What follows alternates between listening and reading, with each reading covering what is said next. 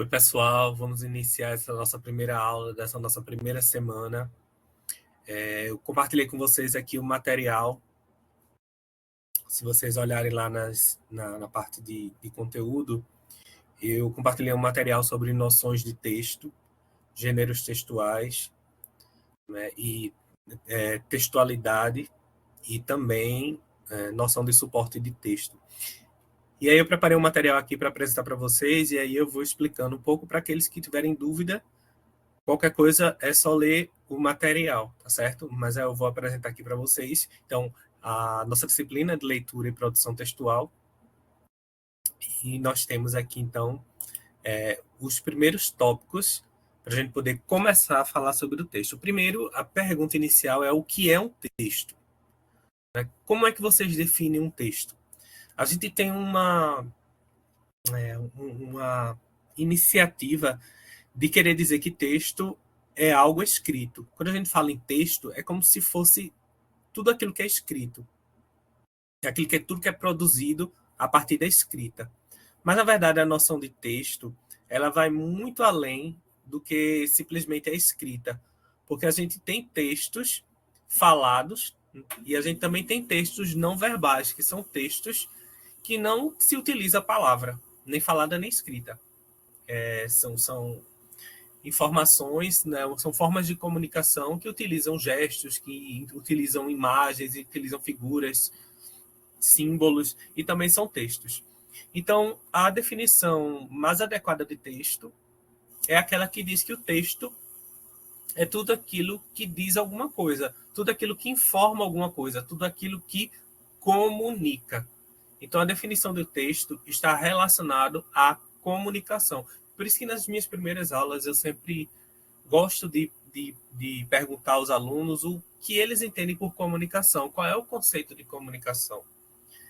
E aí o conceito de comunicação é interação, é uma troca de sentimentos, ideias, de informação. Então, a partir do momento que existe essa troca, que existe essa interação, existe aí a produção de textos para que haja essa interação, certo? E aí essa interação ela pode acontecer através da escrita, pode ir através da fala e através de elementos não verbais também, tá certo? Então, a definição de texto ela está relacionada com essa produção de informação, produção de comunicação, tá certo? Tudo aquilo que comunica, tudo aquilo que transmite uma mensagem é um texto, tá certo? E aí, como eu estou dizendo assim, que os textos não são só aqueles textos que são escritos, existem diferentes formas de textos. E aí a gente chama de gêneros textuais. Gêneros textuais são aquelas formas, aqueles formatos de textos que nós utilizamos no nosso dia a dia para a gente se comunicar. Então, a gente se comunica com as outras pessoas através de textos. Então, por exemplo, eu como professor, eu chego dentro da sala de aula, eu vou me comunicar com os alunos através de um gênero textual chamado aula. Né? Se eu vou avaliar esses alunos, o gênero textual que eu vou utilizar para avaliação vai ser uma prova, ou um exercício, uma atividade. Né? A publicidade, a propaganda, utiliza os anúncios como uma forma textual, né, de transmitir a mensagem. Então, o gênero textual anúncio. Né? Se você vai tomar um remédio, você precisa ler a bula. Então, a bula é um gênero textual. Então, gênero textual, ou simplesmente gêneros, são aqueles formatos tipificados que a gente utiliza no nosso dia a dia de formas textuais. Então, são os textos que nós utilizamos para nos comunicar no dia a dia. Existem gêneros que são mais formais e existem gêneros que são mais informais. Por exemplo, um recado, você precisa sair de casa, precisa deixar um recado para alguém, é um recado informal, mas é um gênero textual, certo? Mas se você precisa escrever um e-mail comercial, por exemplo, produzir um e-mail comercial para a sua empresa, para o lugar onde você trabalha, você está se referindo a uma comunicação um pouco mais formal. E aí você precisa ajustar a sua linguagem a esses formatos, a esses gêneros, tá certo? Então, existem inúmeros gêneros textuais e a gente não tem como catalogar, porque eles são infinitos. E à medida que a tecnologia evolui, esses gêneros textuais eles vão evoluindo também. Eles vão se transformando. Se vocês observarem, a gente antes tinha as cartas. Hoje a gente não usa mais carta, a gente usa e-mail. Então, o e-mail é digamos assim, uma evolução da carta. né? Os diários. Antigamente tinha os diários por escrito, assim, à mão, né? Em forma de caderno. A gente tem os blogs, a gente tem os diários virtuais, né? E por aí vai. As notícias, a gente tem as notícias de jornal escrito, mas a gente também tem as notícias digitais, enfim. Esses gêneros, eles vão se adaptando e eles vão incorporando novas propriedades, mas eles mantêm um formato padrão que precisa existir para que a gente possa reconhecer aquele gênero como tal, para que a gente possa utilizar no nosso dia a dia como forma de comunicação. Porque se eu não compreendo aquele gênero, se eu não entendo a função daquele gênero, eu não vou saber utilizar no meu dia a dia. E, consequentemente, eu não vou identificá-lo no meu dia a dia. Então, alguns exemplos de gêneros são como esses que eu citei: notícia, carta, e-mail, uma palestra, um anúncio publicitário. Tudo isso são formas são gêneros, não é? E todos eles têm uma função. Por exemplo, qual é a função da notícia? Comunicar. Certo? Um manual de instrução, qual a função de um manual de instrução? Instruir, não é, a respeito da montagem de alguma coisa ou do funcionamento de um objeto, de um objeto tecnológico, né? Então, todo gênero textual ele tem uma função, e é por isso que a gente usa no nosso dia a dia, né? A gente usa esses textos com funções específicas. Continuando, para que um texto ele possa ser compreendido, existem alguns elementos que a gente chama de fatores de textualidade. Então, para que um texto exista, é necessário que esses fatores de textualidade eles sejam respeitados, independente do gênero que você vá utilizar, mas esses fatores de textualidade eles precisam existir e eles precisam estar adequados. Por exemplo, coesão. Coesão e coerência. Vocês devem estar muito acostumados com coesão e coerência, porque é muito comum, por exemplo, numa prova de redação. Eles exigem muito coesão e coerência. Mas o que é coesão, o que é coerência? A gente vai trabalhar mais especificamente esses dois fatores de textualidade, mas a coesão é a conexão entre as palavras, é a ligação entre as palavras, entre as frases e entre os parágrafos. Por exemplo, quando eu formulo uma frase, aquelas palavras que estão dentro da frase, elas precisam estar conectadas, elas precisam fazer sentido entre si. Então, são conexões. Então, eu junto as palavras para formar frases. E junto frases para formar períodos. Junto períodos para formar parágrafos. Esse é o processo de coesão. Eu gosto muito de fazer uma associação com, por exemplo, uma construção, uma parede. Digamos que a coesão está relacionada ali com os tijolos. Então, cada tijolo junto ao outro vai formar uma parede. Se eu deixo de colocar um tijolo, eu não vou ter uma parede. Eu vou ter uma parede com problema, não é? Então, assim, cada um daqueles tijolos ali, ele vai ser importante para que a gente possa ver a parede. E essa ideia, né, essa associação de parede é o que a gente chama de coerência. A coerência é o sentido global do texto que a gente apreende após o uso adequado da coesão. Então, quando a gente junta todas as palavras de uma maneira adequada, de uma maneira ordenada, eu consigo entender o texto. E aí eu consigo estabelecer uma coerência ao texto. Então, a coerência é o sentido global do texto. Então, quando eu utilizo os elementos de coesão adequadamente, eu tenho um texto coerente. Então, coerente é aquilo que faz sentido para mim, tá certo? Intencionalidade é que toda vez que eu vou utilizar um texto, toda vez que eu vou utilizar um gênero textual, eu preciso ter uma intenção. Se a minha intenção é comunicar, então eu vou utilizar o gênero para comunicar. Então, intencionalidade está relacionada ao objetivo que você tem ao produzir aquele texto, ao utilizar aquele texto dentro da comunicação. Aceitabilidade é que toda vez que você for produzir um texto, você tem que pensar em quem é o seu público-alvo. Então, consequentemente, você vai precisar ajustar o seu texto ao seu público-alvo.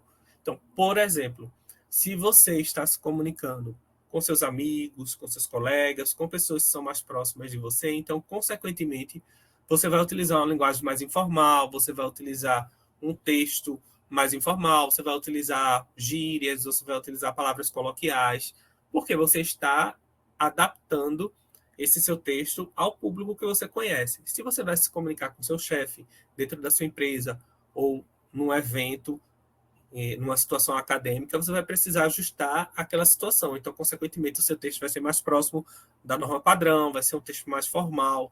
Então, esse é o processo de aceitabilidade, é a adequação do texto ao público e ao seu contexto. informatividade, quando a gente estuda... Eu sou jornalista também, de formação, e aí, quando a gente vai estudar a notícia, a gente... quando a gente vai estudar o dado noticioso, a gente tem que entender que, para que um texto se torne uma notícia, ele precisa trazer algo novo. Então, a informatividade é o equilíbrio entre aquilo que é previsível, aquela estrutura que já é padrão, e algo que é novo. Então, quando eu vou me comunicar com alguém, quando eu vou conversar com alguém, eu preciso trazer algo novo. Porque quando você quer estabelecer uma conversa, uma comunicação com outra pessoa, a gente quer entender ou a gente quer se informar sobre o que o outro tem a dizer. Então, se você já vai dizer algo que a pessoa já sabe, então aquilo, consequentemente, não vai ser de interesse da pessoa. Então, o critério de informatividade é que você equilibre aquilo que é o previsível com o inovador. Ou seja, no seu texto você sempre tem que trazer dados novos, porque senão o outro não vai se interessar pelo que você vai dizer. Situacionalidade é o impacto do contexto na recepção do texto. Então, qual é a situação da sua comunicação? Então, o que é que eu posso, o que é que eu não posso dizer dentro daquela situação de comunicação? Então, existem situações, existem lugares que você pode se comunicar de determinada maneira. Existem lugares que você não pode se comunicar de determinada maneira. Existem mensagens, existem comunicações que você pode dizer por telefone. Outras vocês podem dizer por WhatsApp. E outras vocês só podem dizer presencialmente. Então, é o caráter de situacionalidade. E, por último, a gente tem intertextualidade, que a gente diz assim, que todo texto é um intertexto, ou seja, todo texto ele estabelece uma relação com algo que já foi dito. Então, todo texto, ele de alguma forma, ele retoma algum texto que já foi dito. Então, tudo isso que eu estou falando para vocês, eu não estou inventando. É algo que já foi dito, que já foi estudado, né, e que eu estou repassando para vocês. Então, isso se chama intertextualidade. É quando eu trago um outro texto no meu texto. Essa intertextualidade, ela pode ser explícita, quando eu menciono a fonte, por exemplo, segundo o autor tal, aí eu estou mencionando de onde eu retirei essa informação. E ela é implícita quando eu reproduzo o texto de alguém sem mencionar a fonte. Às vezes porque esse texto ele já está tão, digamos assim, já está tão diluído aí dentro da sociedade que a gente já nem recupera mais quem é o autor original. Por exemplo, os ditos populares, um ditado popular, a gente repete lá, cavalo dado não se olha os dentes. Às vezes eu não preciso dizer que é um dito popular, que as pessoas vão saber que se trata de um dito popular, é algo que está dentro da sociedade, faz parte do senso comum. Então, eu não preciso repetir isso, não preciso reforçar que se trata de um texto de outra pessoa, porque você reconhece. Então, isso seria uma intertextualidade implícita. Sobre os gêneros textuais, o suporte, o propósito dos gêneros, o seu suporte e o domínio discursivo, eu já falei para vocês a definição, né, o conceito de gêneros textuais.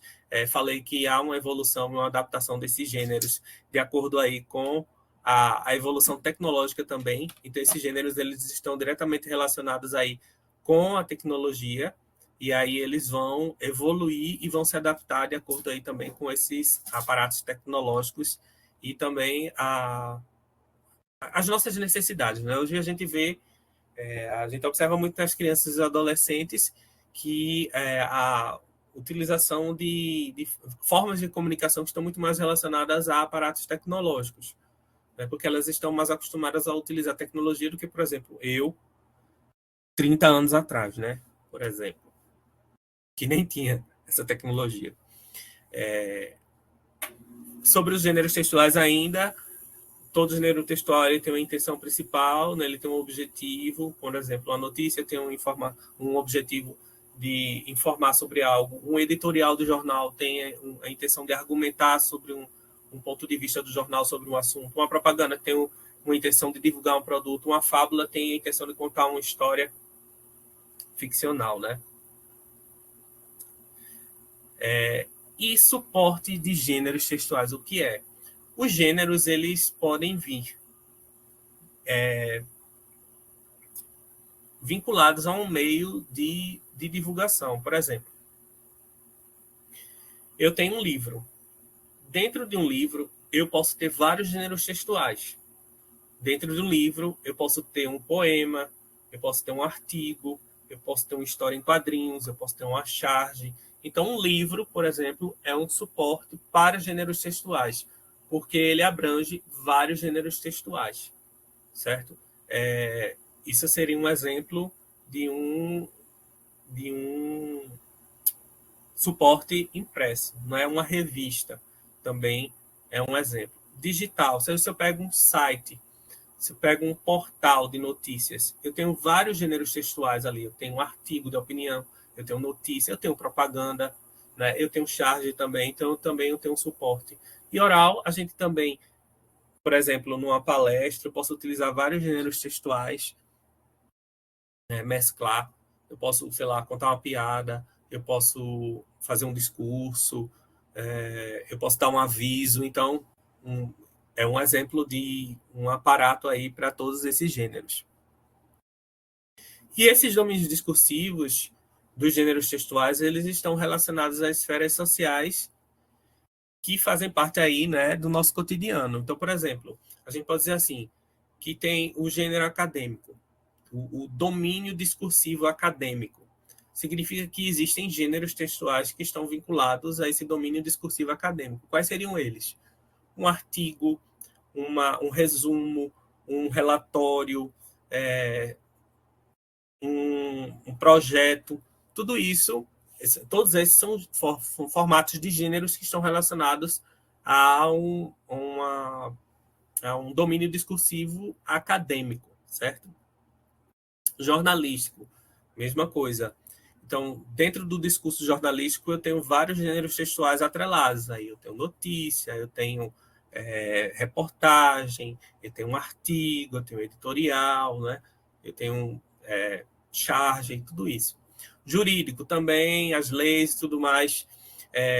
Literário, a gente também tem poemas, contos, crônicas. E no nosso cotidiano, a gente também tem os nossos bate-papos, né? As nossas conversas informais, né? E também os gêneros formais que fazem parte do nosso cotidiano. Então, o que é importante para vocês entenderem é que essa nossa comunicação ela é toda baseada em gêneros textuais, ela é toda baseada em textos que têm formatos específicos para que a gente possa utilizar no nosso dia a dia, que são os gêneros textuais.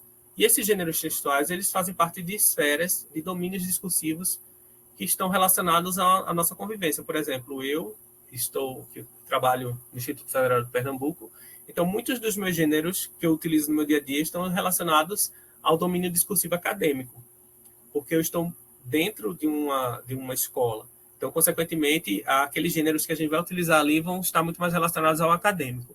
Eu, como jornalista, se eu estivesse trabalhando dentro do jornal, o meu discurso, né, os meus gêneros, os gêneros que eu utilizaria dentro ali de uma redação de jornal, por exemplo, estariam mais relacionados ao domínio discursivo da esfera jornalística. Também tem uma esfera religiosa também. Então, por exemplo, na igreja, né, num culto, a gente tem ali vários textos, né, vários gêneros textuais que estão relacionados àquele domínio discursivo também, certo? Espero que eu tenha elucidado um pouco mais sobre esse assunto. Vocês têm um material que eu coloquei para vocês, um resumo que traz um pouco sobre isso que eu falei para vocês, e tem também um material complementar. Caso vocês tenham alguma dúvida, vocês podem utilizar aí o fórum de discussão, tá certo? A gente também vai ter o nosso encontro de tutoria, que vocês podem também tirar as dúvidas de vocês. Ainda não, eu já tenho uma tutora, ela está chegando, essa tutora, então a gente vai dividir aí esses dias de tutoria, não sei se vai ser só ela, se vai ser a tutora e serei eu também, não sei também se vão chegar outros tutores, mas vocês têm sim esses 2 dias, que é na segunda e na terça-feira, das 7 às 8 da noite, são os nossos encontros para tutoria, tá certo? Tem um fórum de apresentação, um fórum de apresentação, sim, que vocês precisam se apresentar, né? Responder lá o fórum de apresentação, e nós temos o fórum de participação também aqui, que é de dúvidas, que vocês podem aí perguntar sobre os assuntos. E tem a atividade. Essa atividade que eu coloquei para vocês é uma atividade que vocês vão responder as 2 questões que tem lá e vocês vão enviar o arquivo. E aí eu peço que vocês enviem o arquivo de Word para que eu possa corrigir, né, e depois estabelecer aí a nota, tá certo? Mas todo mundo precisa fazer essas atividades porque essas atividades valem aí a pontuação, né, da semana. Então, e lembrando que a semana ela abre na quarta-feira, às 9 da manhã, e fecha na terça-feira, de 11h59, tá certo, pessoal? Muito obrigado pela atenção de vocês e a gente se encontra na próxima semana.